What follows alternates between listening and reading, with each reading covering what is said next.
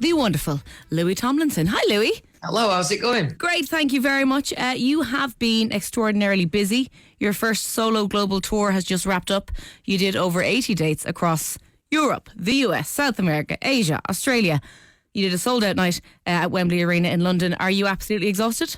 I am a little bit tired. You've got all the facts, haven't you? Love that.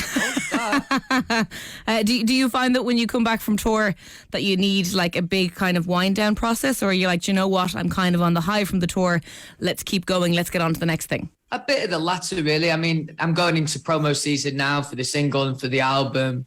But no, there's an element of me being a little bit tired from all the shows we've done. But honestly, the experience was so incredible and every show was so amazing.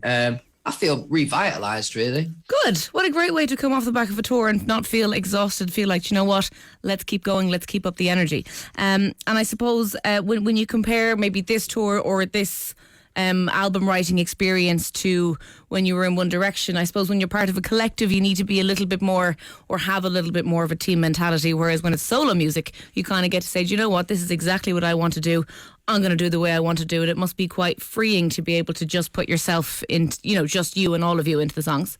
It definitely is. Yeah, I was just saying before, I think there's definitely things that are more challenging because you're dealing with, you know, the responsibility and the pressure on your own, be that on stage, be that songwriting, whatever it might be.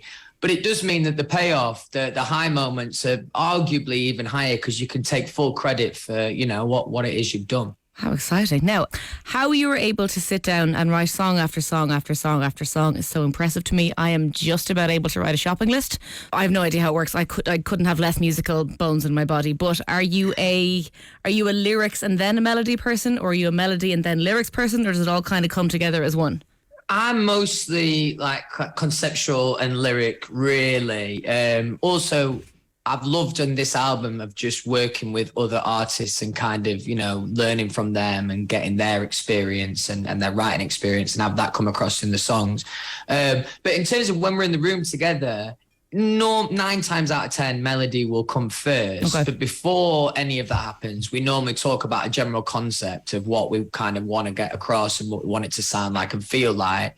And then it kind of just happens naturally, really. When somebody told me for Silver Tongues, I can imagine what it's going to be like, and I believe the first song off the album, The Greatest, is kind of intended to be the tour opener. So when you're thinking about playing them live, when you sit down to write the song, does it make it that much easier?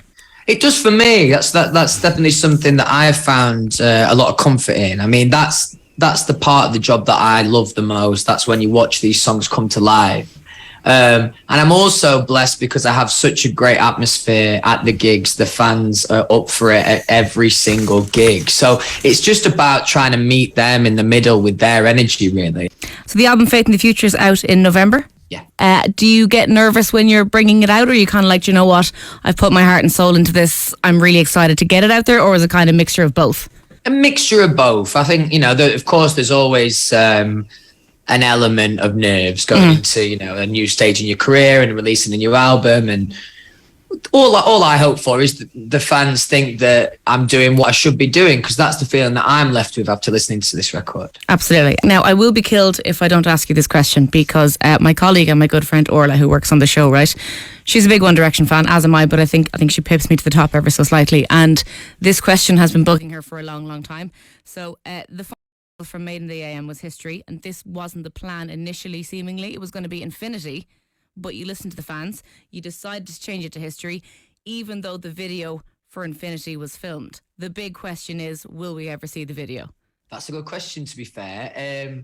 I'm trying to remember if I've seen it. I mean, obviously I will have done at the time, but since then I'm not sure I've watched it since. It might be a nice little thing to put out. It depends how good it is. Yeah, true.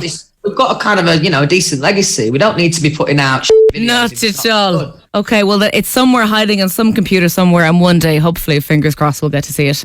Yeah, I hope so. If it's a good one. I reckon it will be. If you want to send it to me for approval, I can give you my opinion before it goes out. Not a problem at all. Let's do that.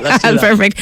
Louis, an absolute pleasure to talk to you. Best of luck with everything, and fingers crossed we see you in Ireland sometime soon. Yeah, definitely. Thanks a lot. Cheers. Thanks a million, Louis. Bye-bye. Cheers, love. See ya. Bye.